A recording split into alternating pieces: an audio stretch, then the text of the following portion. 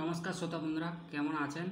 তো প্রত্যেককে আমার চ্যানেলের পক্ষ থেকে সার্বিক অভিনন্দন জানাচ্ছি এবং আন্তরিক শুভেচ্ছা জ্ঞাপন করছি। তো আপনারা নিশ্চয়ই জানেন যে পশ্চিমবঙ্গ মাদ্রাসা সার্ভিস কমিশন আয়োজিত যে 2010 সালে গ্রুপ ডি লিখিত পরীক্ষা যে হয়েছিল 14 বছর পর, বিগত ইতিহাসে এই 1 সেপ্টেম্বর আবার পুনরায় 73,978 ক্যান্ডিডেট পরীক্ষা নিতে চলেছে।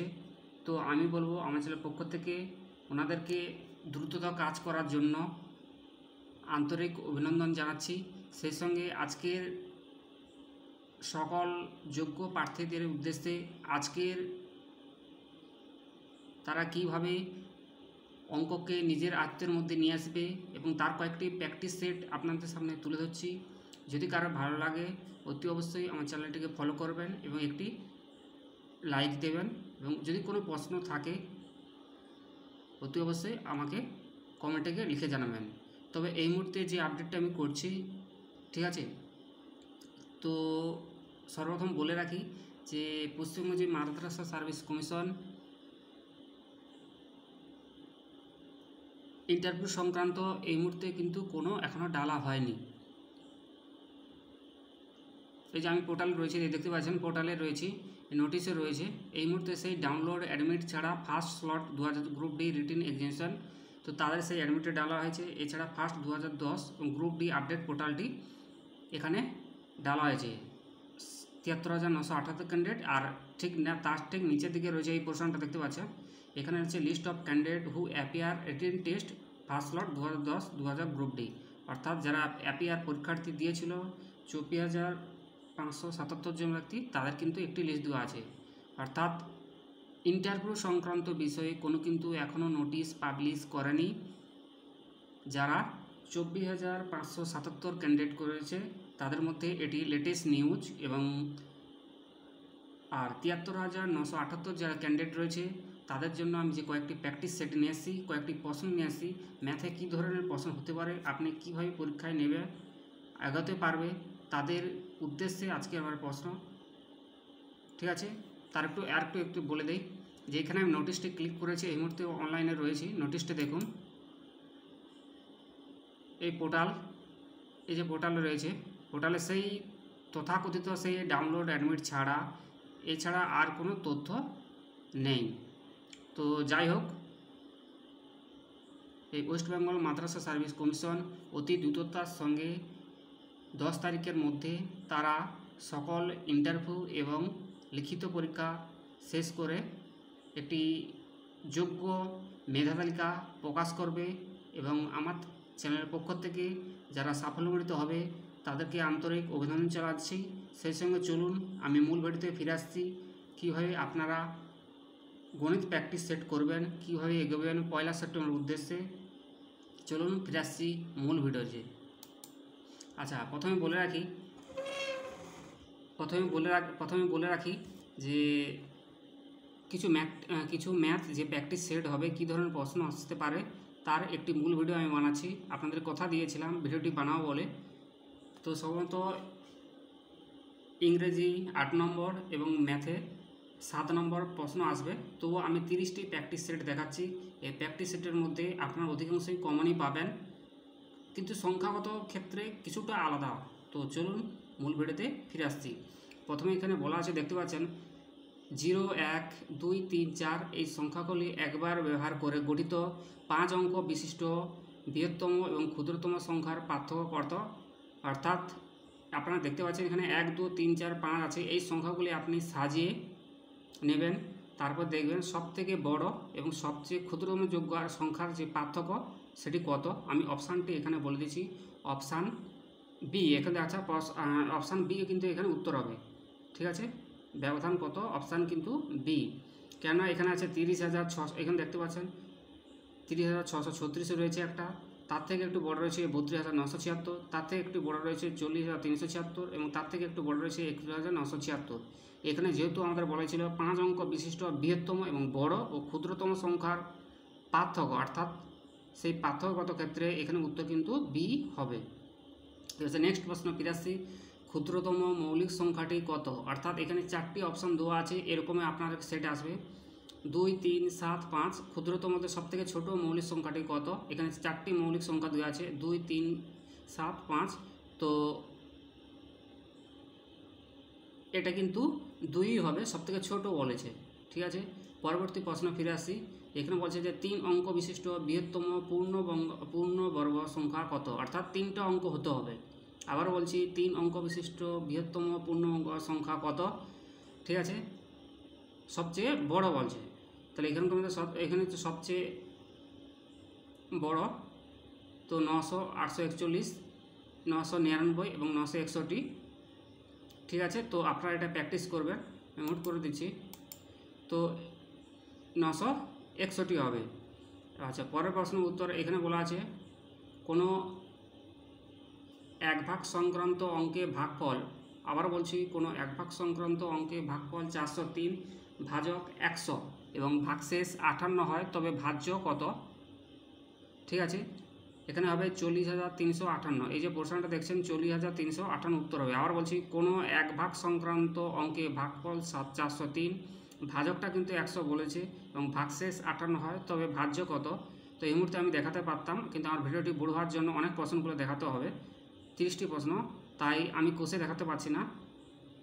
তো উত্তরটি বলে দিচ্ছি, তো আপনারা প্র্যাকটিস করবেন। কোনো অঙ্ক সমাধান যদি করতে না পারে প্র্যাকটিস, তো আমাকে বলবেন কমেন্টে, আমি সেই অঙ্কটি কেবলমাত্র সমাধান করে আপনাকে দেখাবো। তো এর অপশানটি কিন্তু সি হবে, 40,358। পরবর্তী প্রশ্ন, দুটি সংখ্যার যোগফল ও বিয়োগফলের অনুপাত 9:5 হলে সংখ্যাটি অনুপাতটি কত। এটা ক্লাস 8, 11 মান প্রশ্নটি করা হয়েছে। দুটি সংখ্যার যোগফল ও বিয়োগফলের অনুপাত 9:5 হলে সংখ্যা দুটির অনুপাত কত। ঠিক আছে, তাহলে 7:2 হবে, 7:2। পরবর্তী প্রশ্ন, দুটি সংখ্যার গুণফল 1, 5, 7, 5 ও ভাগফল 7 হলে, আবার বলছি দুটি সংখ্যার গুণফল 1, 5, 7, 5 ও ভাগফল 7 হলে সংখ্যা দুটি কী কী। সংখ্যা দুটি কী কী এটা আমি বলছি না, আপনারা কিন্তু কোষে আমাকে জানাবেন, ভুল হলেও জানাবে, ঠিক হলেও জানাবে। দুটি সংখ্যার গুণফল 15 এবং 75, ভাগফলটা কিন্তু বলেছে, গুণফলটা বলছে আর একদিকে ভাগফল বলছে, সংখ্যা দুটি কী কী, অতি অবশ্যই আপনারা পারবে। আচ্ছা, পরবর্তী প্রশ্ন বলছে একমাত্র জোড় মৌলিক সংখ্যাটি কোনটি। এটিও কিন্তু আমাকে বলবে যে একমাত্র জোড় মৌলিক সংখ্যা কোনটি। 4টি অপশান দেওয়া আছে, অপশান এ 4, জোড় কিন্তু বলছে, ভালো করে মনে রাখবে এই কথাটি, একমাত্র জোড় মৌলিক সংখ্যা কোনটি। Option A 4, option B 3, option C 6, option D 2। এটিও কিন্তু উত্তরটি করে আমাকে জানাবে। পরবর্তী প্রশ্ন, পরপর দুটি মৌলিক সংখ্যা কী কী, অর্থাৎ পাশাপাশি অবস্থিত দুটি মৌলিক সংখ্যা কী, পরপর দুটি মৌলিক সংখ্যা কী। অপশান এ 3 এবং 4, অপশান বি 2 ও 3, অপশান সি 5 এবং 6, কোনোটিই নয়। বুঝতে পারছেন। পরবর্তী প্রশ্ন, তো এটি করতে করে জানাবেন। আচ্ছা, পরবর্তী প্রশ্ন, 1 থেকে 50-এর মধ্যে কোনটি মৌলিক সংখ্যা আছে, কয়েকটি মৌলিক সংখ্যা আছে। 1 থেকে 50 অবধি আপনি প্রথমে খাতায় এন্ট্রি করে নেবেন এবং মৌলিক সংখ্যাগুলোকে গোল করে দাগ দেবেন, তাহলে আপনি কিন্তু উত্তরটি পেয়ে যাবেন। 1 থেকে 50 পর্যন্ত প্রথমে আপনি খাতায় এন্ট্রি করবেন, তারপর যে মৌলিক সংখ্যাগুলো সেগুলো গোল করে এরকম দাগ দেবেন, দাগ করলেই আপনি তারপর কাউন্ট করবেন, কাউন্ট করলেই এর মধ্যে উত্তরটা আপনি পেয়ে যাবেন 7, 17, 15 এবং 17। 7, 10, 15, 17 এর মধ্যে যেটি হবে আপনি কিন্তু প্র্যাকটিস করবেন। এবার বলছি 1 থেকে, নেক্সট প্রশ্ন, 1 থেকে 400 পর্যন্ত জোড় সংখ্যাগুলির যোগফল কত। অর্থাৎ আপনাকে কিন্তু এটি এন্ট্রি করতে হবে, প্রথম আপনাকে জোড় সংখ্যাগুলির যোগফল কত, তাহলে জোড় সংখ্যাগুলি প্রথমে আপনাকে লিখতে হবে, লেখার পর সেটাকে যোগ করতে হবে, যোগ করে আপনি এই উত্তরটি বার করবেন, এটাও আপনাকে জন্য রইল। পরবর্তী প্রশ্ন, এই যে অঙ্কটা দেখছেন, ঠিক আছে, এই যে প্রশ্নটি আপনারা দেখছেন, 22 + 32 + 42 + 52 + 62 + 72 + 82 + 92 + 102 সমান ইকুয়াল টু কত। কিন্তু এখানে কোশ্চেন মার্ক দেওয়া আছে সমান কত। তো এটা তো সামথিং প্রশ্ন, আপনারা পারবে, আমি উত্তরটি তো বলে দিচ্ছি, উত্তর কিন্তু 384 হবে। কত হবে, 384। আর আগের যে প্রশ্নটা ছিল 1 থেকে 400 মতো জোড় সংখ্যার যোগফল কত, এটা কিন্তু 40,200 হবে। ওটা এন্ট্রি করে খাতায় কাউন্ট করলেই আপনি কিন্তু এই অঙ্কটি পেরে যাবেন। পরবর্তী প্রশ্ন, 0.9 এর বর্গমূল কত? তো এটি কিন্তু 0.9 এর বর্গমূল কত, তো এটি আপনারাও কিন্তু পেরে যাবে। তো উত্তর হচ্ছে 0.95। তাহলে 0.9 এর বর্গমূল কত, এই যে প্রশ্নটা, তো এটা কিন্তু 0.95 হবে। পরবর্তী প্রশ্ন, যে 2286 এর নিকটবর্তী কোনো সংখ্যা পূর্ণবর্গ। ক্লাস 8 লেভেলে এটি খুবই সামান্য প্রশ্ন, সহজ এবং ইজি। প্রশ্নটা বলছেন, দেখছেন যে 2286 নিকটবর্তী কোনো পূর্ণবর্গ সংখ্যা। অপশান বি উত্তর হবে এখানে 23,004, আচ্ছা সরি 23,000 নয়, অর্থাৎ 2304 এই উত্তরটি হবে, এই উত্তরটি হবে। ঠিক আছে, পরবর্তী প্রশ্ন আসছি, দুটি সংখ্যার লসাগু ও গসাগু যত রকম, অর্থাৎ এখানে গসাগু এবং লসাগু বলে দিচ্ছে কিন্তু 315। পরবর্তী বলছে এবং 7, 315 এবং 7, আর একটি সংখ্যা কিন্তু 35। এটা কিন্তু ক্লাস 7-এর অঙ্ক, ভালো করে মনে রাখবে। ঠিক আছে, দুটি সংখ্যার লসাগু এবং গসাগু অপরটি কত?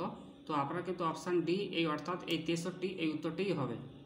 এটা ক্লাস 7-এর অঙ্ক, 8 লেভেলের মান, ক্লাস 7-এর অঙ্ক, আপনারা এটা ভালো করে প্র্যাকটিস করবেন। আচ্ছা, পরবর্তী প্রশ্ন, কারো কোনো প্রবলেম হলে, আমার অনেকগুলি প্রশ্ন রয়েছে, সীমিত সময়, তাই আমি আপনাদেরকে প্র্যাকটিস করে দেখাতে পারছি না। ঠিক আছে, তো এর জন্য আমি খুবই দুঃখিত। তো পরবর্তী যদি আমার সময় থাকে অতি অবশ্যই আপনাদের জন্য প্রশ্নগুলি অঙ্ক প্র্যাকটিস করে আপনাদের দেখাবো যদি কোনো প্রবলেম হয়। আচ্ছা, দুটি সংখ্যার অনুপাত বলছে 4:5, গসাগু 5 হলে সংখ্যা দুটির সমষ্টি কত? অপশান কিন্তু 45 হবে, উত্তর হবে 45, অর্থাৎ দুটি সংখ্যার অনুপাতটা বলে দিচ্ছে, অর্থাৎ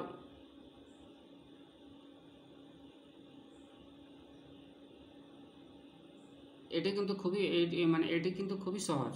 ঠিক আছে, উত্তরটা 45, এটাই হবে। পরবর্তী প্রশ্ন, এ এবং বি বয়সের গড় 9 বছর 4 মাস এবং বি এবং সি বয়সের গড় 4 বছর 8 মাস। এ ও সি এর বয়স পার্থক্য কত? অর্থাৎ এখানে তো সি এর দাগের এই উত্তরটা হবে, আপনারা ভালো করে দেখবেন, সি এর দাগের উত্তরটা ভালো করে দেখবেন, সি এর দাগে এই উত্তরটি হবে। আচ্ছা, নেক্সট প্রশ্ন, H2B, অনেকগুলো প্রশ্ন রয়েছে, সময় খুব ভিডিওটি বড় হয়ে যাচ্ছে, তাই এই জন্য আমি খুব দুঃখিত। তো H2B = 2:3 এবং B/C = 5:4 এবং C/D = 7:D। 7:8 হলে H2 এর মানটা বার করা, অর্থাৎ এখানে এ এবং ডি এর মান বার করতে বলছে। এটির উত্তর কিন্তু হবে 35:48। এটি খুবই সহজ, আপনারা পারবেন। আচ্ছা, পরবর্তী প্রশ্ন, 3 লিটার চিনির দ্রবণে চিনির শতকরা হার, অর্থাৎ 3 লিটার চিনির একটি দ্রবণ নিয়ে আছে, যেখানে শতকরা পার্সেন্টটা কিন্তু বলেছে 40%।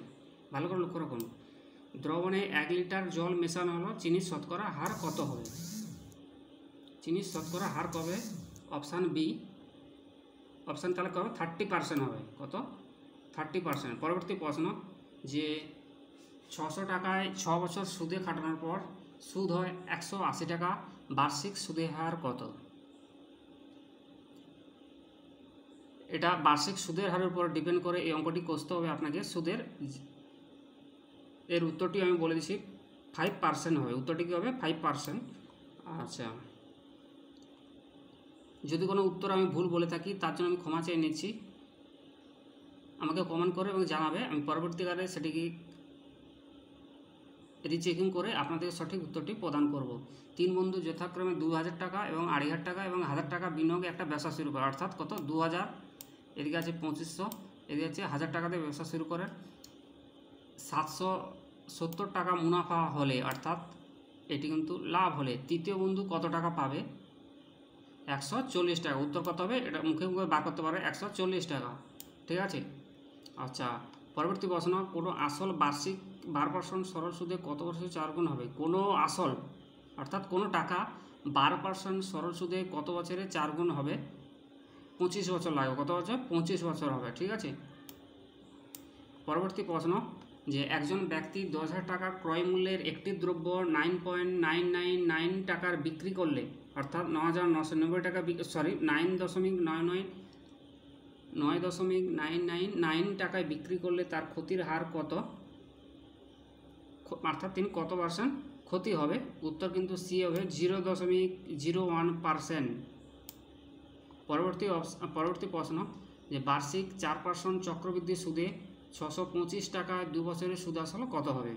আবারও বলছি, বার্ষিক 4% কিন্তু চক্রবৃদ্ধি সুদ, এটা চক্রবৃদ্ধি সুদের থেকে এটি অঙ্ক। তো 625 টাকা 2 বছরের সুদ আসলে কত হবে? অপশান বি, অর্থাৎ কত হবে? 676 টাকা। আপনারা প্র্যাকটিস করবেন। আমার সীমিত সময়, ভিডিওটি বড় হয়ে যাচ্ছে, আমি তা দেখাতে পারছি না, অনেকগুলো প্রশ্ন, ঠিক আছে।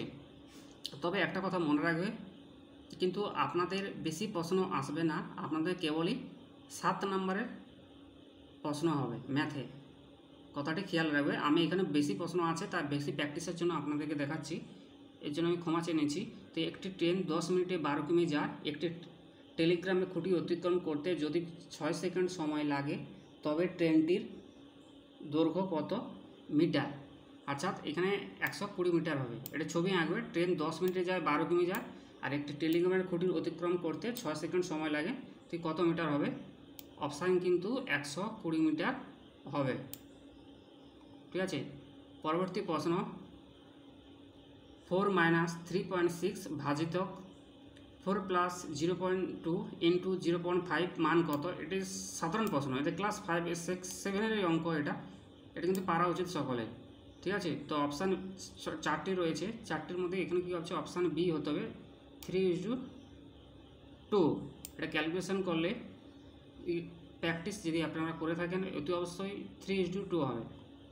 পরবর্তী প্রশ্ন, 6,000 টাকার পার্সেন্ট কত পার্সেন্ট? 240 টাকা। এখানে বলে দিছে 6 টাকার কত পার্সেন্ট করলে 240 টাকা হয়, অর্থাৎ 4%। 6,000 টাকা 4% সুদ হলে তবে কিন্তু 240 টাকা আসবে। পরবর্তী প্রশ্ন, যে বার্ষিক 12% সরল সুদে কত বছরে 3,000 টাকা আসলের উপর সুদের উপর পরিমাণ হবে 1,080 টাকা? উত্তর কিন্তু এখানে 3 বছর হবে। কত হবে? 3 বছর।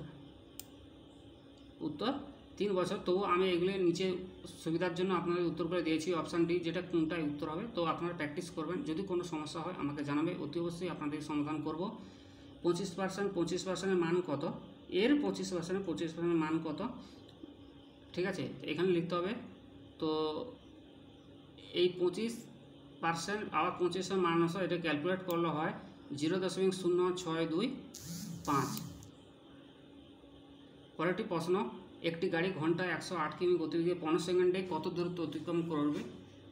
একটি গাড়ি ঘন্টায় 100 কিমি গতিবেগে 15 সেকেন্ডে কত দূর অতিক্রম করবে? Option 450 metre. এটি আপনারা প্র্যাকটিস করে নেবেন। আচ্ছা, শেষ প্রশ্ন। আচ্ছা, কোনো একটি সংখ্যায় 50% থেকে 50 বিয়োগ করলে 50 পাওয়া যায়, সংখ্যাটি কত? কোনো একটি সংখ্যায় 50% থেকে আবার 50% বিয়োগ করলে 50 পাওয়া যায়, সংখ্যাটি কত? ঠিক আছে, কিন্তু সংখ্যাটি হবে 200। সংখ্যাটি কত হবে? 200। কোনো একটি সংখ্যার 50% থেকে আবার 50 বিয়োগ করতে হবে, বুঝতেই পারছো কথাটা। আবার 50 পাওয়া যায়, তাহলে সংখ্যাটি কত? 200। তো তথাপি যারা আমার এই ভিডিওটি দেখছেন, অতি অবশ্যই আমাকে কমেন্ট করে জানাবেন, এবং ভিডিওটি ভালো লাগলে অতি অবশ্যই আমি চ্যানেলটিকে সাবস্ক্রাইব করবেন। আগামীকাল আপনাদের জন্য আরেকটি নতুন ভিডিও নিয়ে আসবো, এবং চলে আসছি আবার সেই মূল ভিডিও, সেই ওয়েবসাইটে। তাই যে সমস্ত পরীক্ষার্থী আছে, যে সমস্ত অফিসিয়াল নোটিশে এই মুহূর্তে আমি আবার ফিরে আসছি, আপনারা দেখুন অফিসিয়াল ওয়েবসাইটে রয়েছে এই মুহূর্তে, ঠিক আছে। তো যারা অলরেডি পরীক্ষা 1 সেপ্টেম্বর পরীক্ষা বসবে, আপনারা স্বচ্ছতার সঙ্গে পরীক্ষা দেবে এবং জীবনে সাফল্য মেটিতে হবে।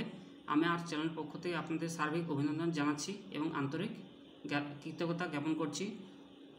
আচ্ছা, সবশেষে পরিশেষে বলি, যে সমস্ত যারা এখনও অ্যাডমিট ডাউনলোড করতে পারেনি, তারা অতি অবশ্যই 1 তারিখের অ্যাডমিটটি ডাউনলোড করে নাও। এছাড়া যারা আপডেটেশন এখনও করেননি, সকলকে আপডেটেশন করতে হবে, তারা অতি অবশ্যই এই 25 তারিখের ভিতরে আপডেটেশন করে নেবে।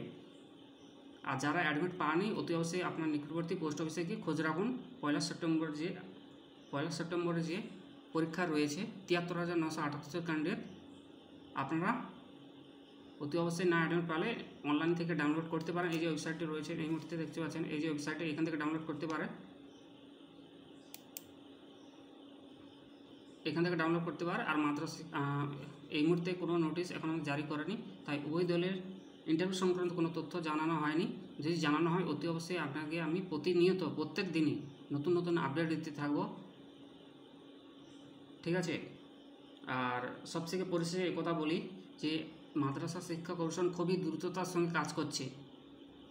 কোনো ইউটিউবার কথা শুনে আপনারা ভাববেন না যে যে কোনো একটি প্যানেল থেকে আপনাদের কাট অফ হবে, অর্থাৎ বাদ দেওয়া হবে, কখনোই না। তারা স্বচ্ছতার সঙ্গে কাজ করছে। সকল পরিশেষে প্রত্যেক শ্রোতা এবং দর্শক বন্ধুকে বলবো, আপনারা কেউ কোনো আইনি পদক্ষেপ নেবে না। তারা সুষ্ঠুভাবে তাদেরকে কাজ করতে দিন। 10 তারিখের আগে তারা কথা দিয়েছে যে স্বচ্ছতার সঙ্গে প্রত্যেক ব্যক্তিকে যোগ্য প্রার্থী হিসাবে নির্বাচন করে তার একটি মেধা তালিকা প্রকাশ করবে এবং তার থেকে কাজে যোগদান করবে এবং তাদেরকে অভিনন্দন জানাবে।